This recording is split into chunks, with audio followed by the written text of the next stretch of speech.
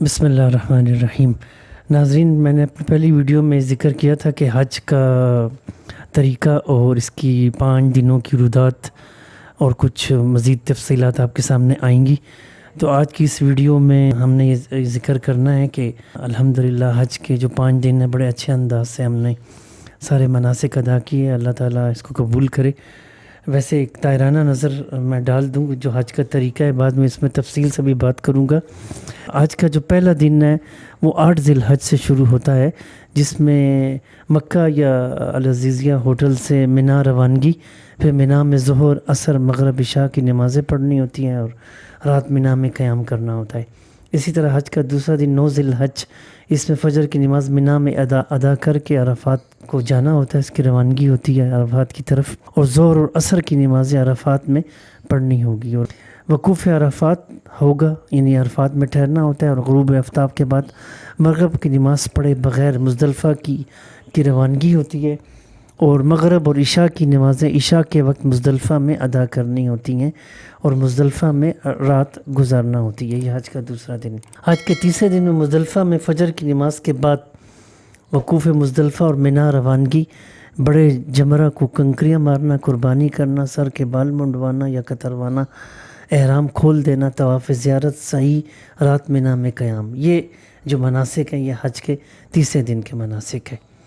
حج کے چوتھے دن یعنی 11 ذی الحج کے مناسک میں زوال کے بعد مینا میں چھوٹے، درمیانے اور بڑے جمرہ یعنی شیطان کو بالترتیب کنکریاں مارنا، طواف زیارت اگر 10 ذی الحج کو نہیں کیا تھا تو آج کیا جا سکتا ہے، اور رات مینا میں قیام۔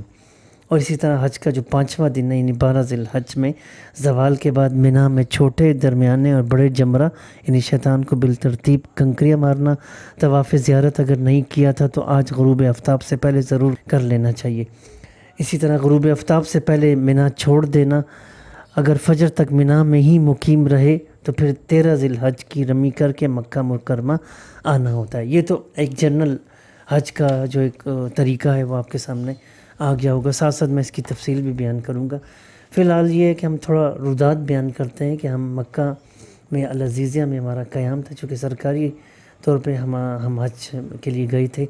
تو العزیزیہ جو ہے یہ ایک جگہ کا نام ہے، یہاں پہ تقریباً 14 ٹاورز تھے جو ہدایہ ٹاورز کے نام سے مشہور ہیں، اور یہ مینا سے تقریباً 2-3 کلومیٹر کے فاصلے پہ ہے، مینا سے نزدیک ہے، اور مکہ سے کچھ فاصلے پہ ہیں، تقریباً کچھ 7-8 کلومیٹر کے فاصلے پہ۔ ہم ایک دن پہلے ہی ہمیں انتظامیہ نے کہہ دیا تھا، ہوٹل انتظامیہ نے، کہ آپ نے 8 ذی الحج کے بجائے 7 ذی الحج یعنی شام کو ہی آپ نے روانہ ہونا ہے مینا کی طرف۔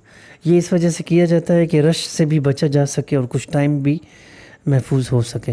چنانچہ ہم نے غسل کیا، احرام باندھا اور 2 رکعت نفل پڑھے اور پھر حج کی نیت کی۔ حج کی نیت میں سمپلی یہ کہنا ہوتا ہے لبیک حجۃ، اے اللہ میں حج کے لیے حاضر ہوں، یا یہ دعا کرنی پڑتی ہے کہ اے اللہ میں حج کی نیت کرتا ہوں، بس اس کو میرے لیے آسان کر دے اور مجھ سے قبول کر لے اور اس میں میری مدد فرما اور اس میں میرے لیے برکت ڈال دے، اور نیت کی میں نے حج کی اور احرام باندھا اللہ تعالیٰ کے لیے۔ یہ الفاظ کہنے پڑتے ہیں، چاہے اردو میں کہیں یا عربی میں کہیں۔ تو ہم نے بھی اسی طرح کیا، اور ہم بسوں کے ذریعے مینا روانگی ہوئی۔ البتہ بسوں میں سوار ہوتے وقت کچھ بد نظمی دیکھی جو کہ نہیں ہونی چاہیے تھی۔ ہونا یہ چاہیے تھا کہ تعداد مقرر ہوتی کہ اس نمبر سے اس نمبر تک کے، یعنی اتنے حاجی، 45 حاجی یا 40 حاجی یا 50، وہ بس نمبر 1 میں یا 2 میں یا 3 میں سوار ہو جائیں، جیسا کہ ایک اور موقع پہ ایسا کیا گیا تھا۔ تو ایسا نہیں تھا، بس وہ جو بس آتی اور لوگ اس میں کافی لوگ اکٹھے ہو جاتے دروازے میں، میل بھی فیمیل بھی، تو اس میں بس میں سوار ہوتے وقت کچھ بد نظمی دیکھی گئی۔ اس کا سدباب ہونا چاہیے، یہ ایسا یعنی اس کو اگر ہم ترتیب سے کریں۔ اور دوسرا ایک اور چیز بھی دیکھی گئی ہے کہ لوگوں میں صبر و تحمل کی بہت کمی ہے ہم میں۔ اگر وہ ہم خواتین کا احترام کریں اور بزرگوں کا احترام کریں اور لائن لگا کے اگر ہم بس میں سوار ہوتے تو یہ صورتحال پیدا نہ ہوتی۔ بہرحال اس کا تعلق تربیت کے ساتھ ہے، اور حاجی کیمپ کے اندر یا اگر کوئی پرائیویٹ جاتا ہے تو اس کے لیے ضروری ہے کہ جو انتظامیہ ہے وہ پہلے سے ہی عازمین حج کو اس کی تربیت دیں. اور دوسرا وہاں پہ جو انتظامیہ ہے ہوٹل کی یا جنہوں نے حج کروانا ہوتا ہے یا جنہوں نے لے جانا ہوتا ہے مختلف جگہوں پر، تو ان کی بھی ذمہ داری ہے کہ وہ اس چیز کا اہتمام کریں. خیر ہم مینا پہنچے الحمدللہ، اور مینا میں ہم رات کے وقت ہی پہنچ گئے تھے، تقریباً یوں کہہ لیں آدھی رات ہو گئی تھی، 12-1 بج گئے تھے. اور مینا جب پہنچے تو ہم نے ایک عجیب منظر دیکھا. سفید خیموں کا ایک شہر آباد تھا، اور سننے میں یہ تھا کہ جی وہاں پہ خیموں کی حالت صحیح نہیں ہوتی اور کوئی خاص اہتمام نہیں ہوتا، گرمی بھی ہوتی ہے، لیکن الحمدللہ ہم نے وہاں بہت اچھا اس دفعہ انتظام دیکھا.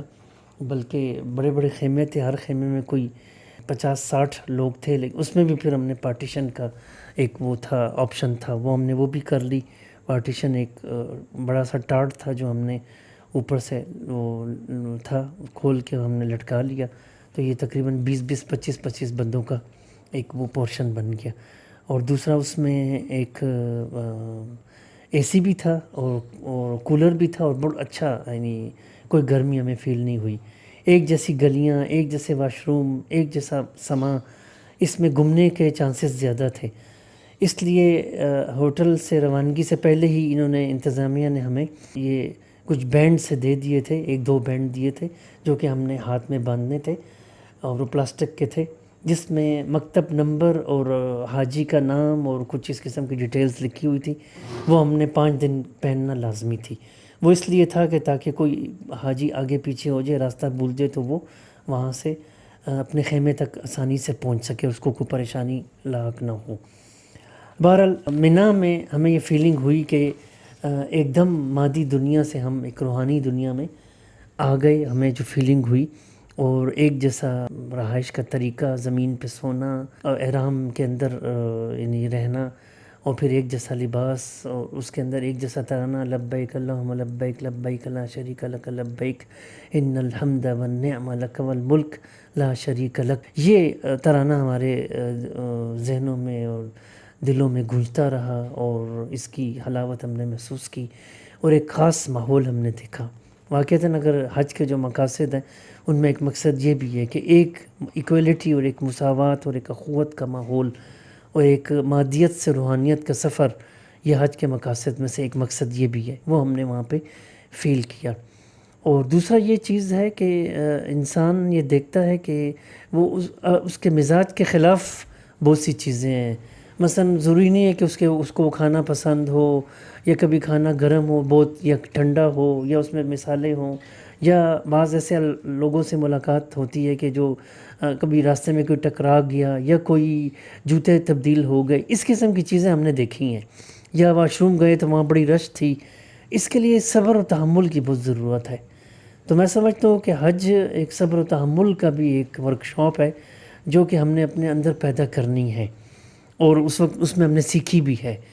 ایسے لگتا ہے کہ اللہ تعالیٰ ہمارے اندر یہ قربانی اور صبر و تحمل کا مادہ پیدا کرنا چاہتا ہے. یہ لگتا کیا یقیناً اللہ تعالیٰ یہی چاہتا ہے، کیونکہ صبر اور شکر کے بغیر ہم اس دنیا میں نہیں رہ سکتے.